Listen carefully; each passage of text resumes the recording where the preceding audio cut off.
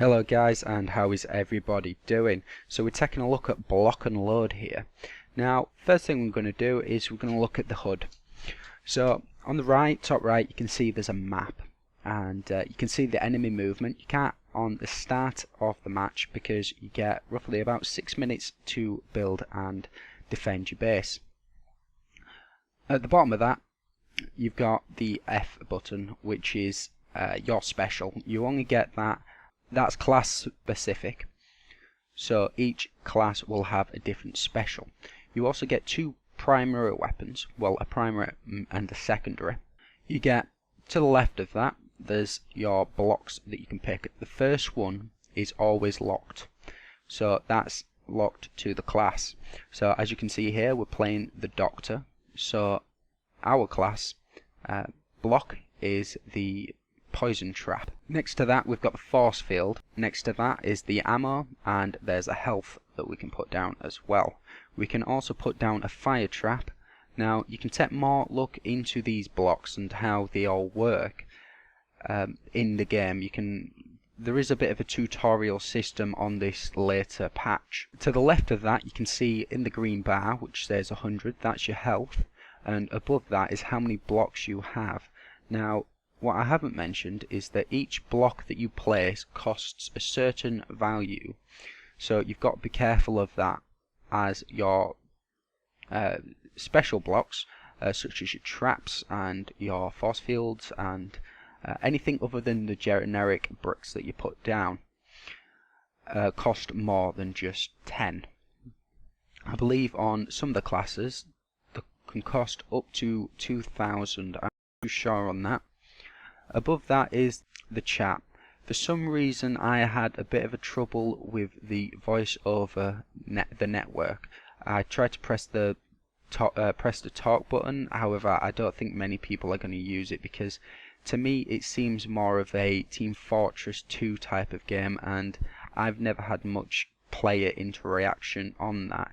I could be wrong on this, and it'd be great if there was a massive community base that loved to chat to people, talk about different tactics and stuff, but my personal experience, I've had none of that. I've played quite a few matches, I've played most of the betas, and I've never had that.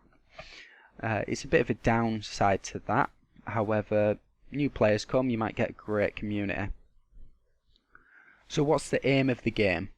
Well, to start off with the game, you get roughly about 6 minutes to defend and build up your base. As you can see at the top, there's the time ticking down, and you've got 6 minutes, like I've said before, to build your base up. After the 6 minutes, the force field drops and gives you access to run to the other side through the middle and attack their base. The player to destroy both bases. Now depending on the map you'll have more than two. On this one there is a cube, and then there is the main base, which is just to the right, further back. You can't attack the base without destroying each of the cubes, so this leaves a lot of room for rush tactics, such as what I've found is that if you can take out the first base pretty fast, most of the time the second base won't be as well defended. However, this does depend on who you are teamed with. There's a lot of tactics in this game as well that I've noticed. The first of all is that the whole situation that if you can't go around it, you can go under it or over it. That's a brilliant aspect to this game. There is a lot of other games like this that I've seen on this Steam page. However, for me, I've played a few of them and it look like they've been coded.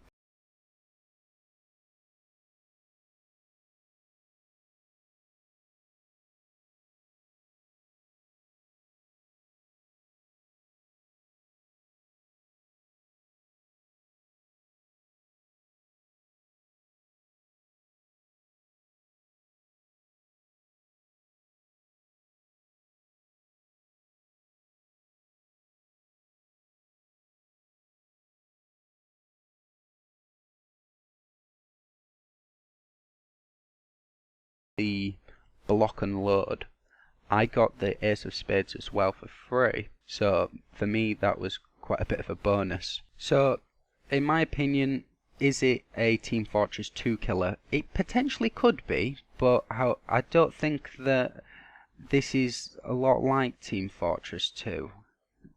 Since this latest patch, the physics of each block is a lot better. There's a lot more structural integrity. So if you take out a block and there's no support for the other block that's there, it'll drop, unlike Minecraft where it'll just stay there. I don't believe this was the same in the previous versions of this game. However, as it's coming near to the launch, we're getting a lot better detailed stuff. So what would I rate this out of 10? Personally, in my opinion, I may get a bit of hate for this, I'm going to give it an 8. I don't think it's going to be able to take over Team Fortress 2. Now let's quickly compare it to Team Fortress 2. Now Team Fortress 2 in my opinion is, well, pay to win. It is a very casual game. This is a very casual game as well. However, the fact that this is a buy to play and not a pay to win makes it aces in my books.